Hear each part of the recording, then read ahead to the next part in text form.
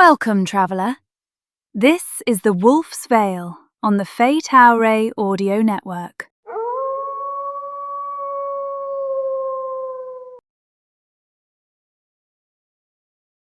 The forest was still thick with the echoes of battle when Ansley found Lira. She followed the copper thread of blood, and the faint, uneven prints pressed deep into the damp earth until she saw her friend near the garden paths, crouched against a stone bench. Lira was in human form, one leg streaked red, her shirt torn where a claw had raked her side. She pressed a trembling hand to the wound, shoulders tight with pain. Relief surged through Ansley. Lira was alive, breathing, still standing. That single truth nearly buckled her knees. She stepped forward, breath tight, words tumbling in her chest, needing to reach her. Lira. Lyra's head snapped up, and the eyes that met Ansley's weren't warm or relieved. They burned, molten with rage. Her voice trembled with fury, breath sharp from both anger and pain. You lied to me! She spat, her voice rising, carrying into the night. All this time, you made me trust you.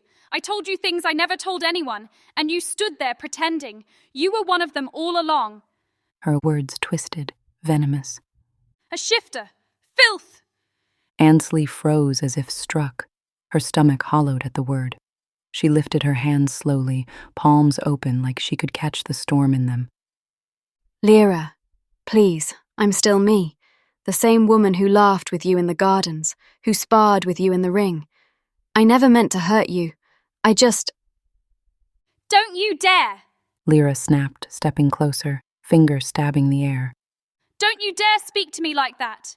You made me believe you were my closest friend in this pack, someone I could have shared more than friendship with, someone I might have asked to be mine, in this pack. You let me think I knew you. You let me dream of fighting beside you without ever once telling me the truth. I was... Her voice wavered for a split second, a slip of raw emotion breaking through. I was almost ready to tell you I wanted more than friendship. Her eyes blazed as she swallowed the words down, fury reclaiming her tongue.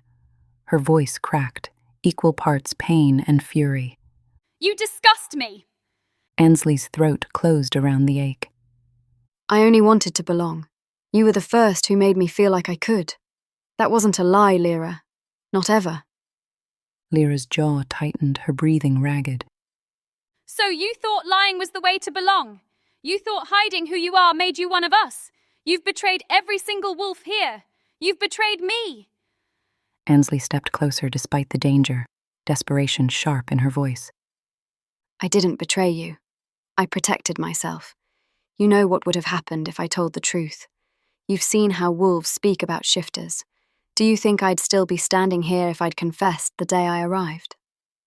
For a flicker of a heartbeat, pain crossed Lyra's face, a faint crack in her armor. But it hardened again, brittle and cruel. Better you'd never come at all, she hissed.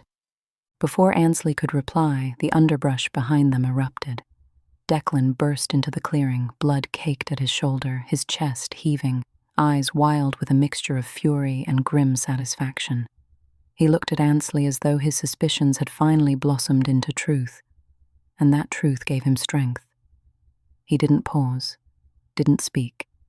He shifted mid-stride, bones cracking, and lunged at Ansley with a snarl that carried all his hatred. Ansley spun, instincts taking her before thought. She dropped low, rolled under his strike, and came up with a shove that sent him sprawling into the dirt.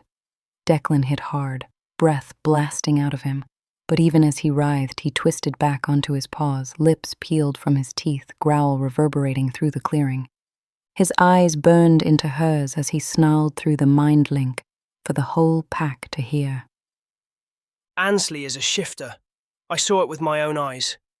Though she couldn't hear the words, Ansley saw the shock ripple across Lyra's face, the way her body tensed, her mouth tightening into something close to despair. And then seconds later, the beta's command pulsed through the air, carried on the weight of the link. Capture her. Bring her to me. Now. Ansley's spirit hissed in her chest. Run. Leave now. But Ansley couldn't, not yet. She turned back to Lira, her voice raw. Lira, listen to me. You know me. You know I would never harm you. I fought for you tonight. I fought beside you. That's the truth. Lyra's lips curled, torn between anguish and duty. No, the only truth is that you lied, and now you'll pay for it. Her body trembled as though split in two. But when the beta's order weighed down her spine, her choice was made. With a crack of bone and fur, Lira shifted, her wolf slamming forward in a blur of grey and teeth. She lunged at Ansley, her growl raw with anguish and fury. Ansley's heart split even as her body moved. She shifted too, the wolf rising sharp and desperate to meet the attack. They collided with a sound like thunder, tumbling through leaves and dirt, teeth snapping, claws tearing. Every strike was heavy with the weight of their shared past, each clash a wound deeper than any claw could deliver. Ansley fought to defend, not to kill, every movement screaming with restraint. She blocked, sidestepped, shoved back, refusing to drive her teeth into the friend she still loved. But each clash drove the knife deeper into her chest. This wasn't a stranger. This was Lira, her confidant, her anchor. And yet here they were, tearing at one another under the moonlight, all trust shattered. The fight dragged, brutal and raw. They tore through underbrush, ripped earth into furrows with their struggle, their growls echoing into the night. Finally, Ansley found an opening and slammed Lira onto her back. She pinned her to the earth, paws heavy on her shoulders, and met her eyes. There was no recognition there, no warmth, only hatred. Something inside Ansley shattered beyond repair. She staggered back a step, stunned, the world tilting around her. That was the moment Declan surged up again, fury snapping him forward. The sight of Ansley in wolf form, standing over Lira, only inflamed his rage.